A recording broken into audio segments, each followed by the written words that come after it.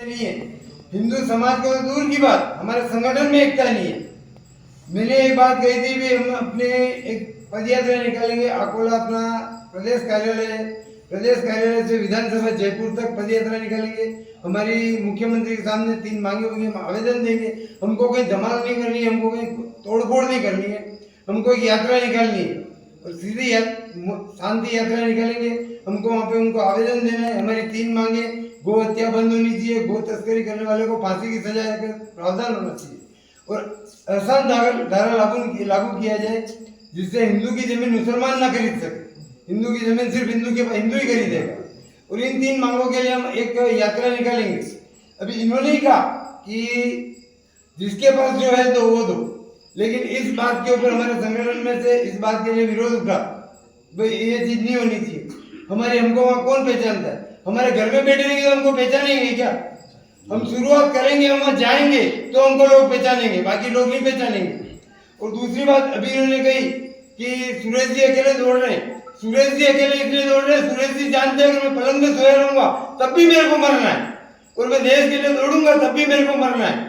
और मैं देश के लिए और अपने धर्म के लिए दौड़ रहा हूँ क्योंकि मुझे पता है मुझे कोई अफसोस नहीं है। मैं कल मरता हूँ, आज मरूं, मेरे को कोई अफसोस नहीं है। मैं चाहता हूँ मेरा सनातन जिंदा रहे, मेरा धर्म जिंदा रहे, और मैं उसके लिए दौड़ रहा हूँ। अब संगठन में जो मेरा विरोध करते हैं उनको भी नमन है कि आप विरोध करो, आप मेरा जितना विरोध करोगे मेरा नाम उतना ही आगे जाएगा, क्योंकि विरोध करके भी आप मुझे याद करोगे कि ये आदमी है, इसका विरोध होना चाहिए।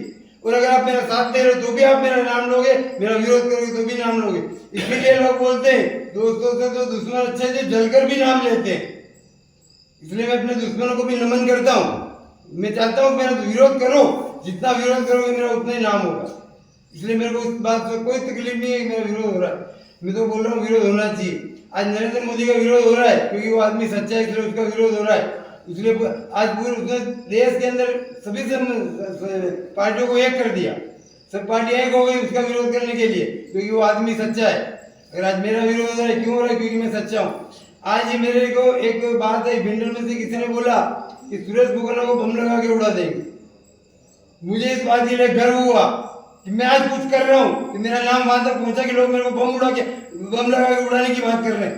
मेरे को कोई दुख नहीं होगा, मेरे को उड़ाने की बात कर रहा है, उड़ा दो, मैं उड़ने को तैयार हूँ, लेकिन अपने सनातन के लिए मरूंगा तो भी मेरा नाम होगा कि सनातन के लिए इसने प्राण दिए। बिस्तर में सो के नहीं मरूंगा।